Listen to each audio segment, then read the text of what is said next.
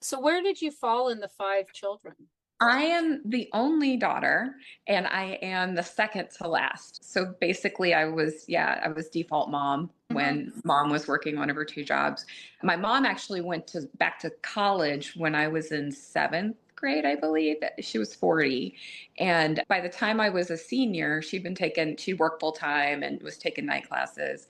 By the time I was a senior and junior in high school, we were taking night classes together at the community college. So I remember I took comp one and two with my mom, and it was a unique experience. And then flash forward, and she graduates, the first woman in her family to graduate with a higher education degree. And then me 2 weeks later, walking across the stage at the University of Minnesota. She was proud of herself. She was proud of me. And she worked really hard. She worked really hard for those five kids. She was a social worker. She went to KU and got her MSW and then became an LMSW. And I always say that anything I learned about advocacy, I learned from my mom because when you're the kid of a social worker, like it's like you're deputized, man. Like you're deputized to go and help.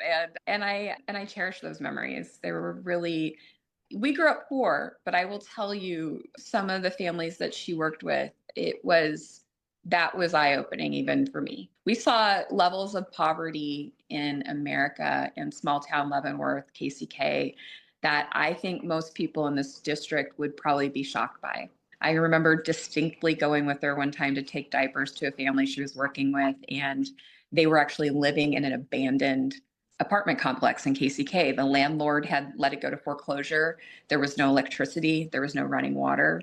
We were bringing diapers and formula and bottled water. And yeah, it was that one will stick with me probably my whole life. And the funny thing about my mom was I remember being like, we're in the middle of this abandoned apartment complex. There's kids running everywhere. They're coming up to her and, hey, Diana, hey. And I'm like, Mom, do you got your keys? And she's like, oh, I've never locked my car in my life, Sarah. And it's true. She never, ever had to lock her car wherever she went, whatever neighborhood she was in, she was family. And that's because she was an advocate for the most vulnerable people in our Yeah. society. I think that my mom was always like, there could always be worse. I didn't know we were poor until I grew up and looked back at it. And then my neighbors, at the time, I don't remember thinking about how poor my neighbors were. But looking back on how, like one particular period about how poor we were, I was like, my goodness, my mom hit it pretty well.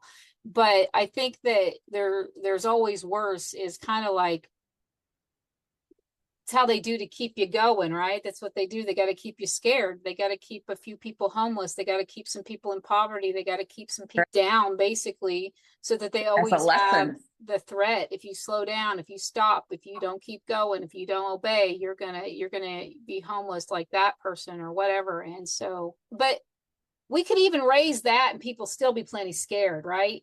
They'd find another way to keep us afraid, right? I'm just saying, I don't live that great. I only need maybe $20,000 a year to live pretty comfortably in my life now. And so it's like my life still ain't, I'd be happy. That'd be all I need. Right. And so but still, that's not enough. People still going to look at my life and be like, no, I don't want to live like that. Yeah.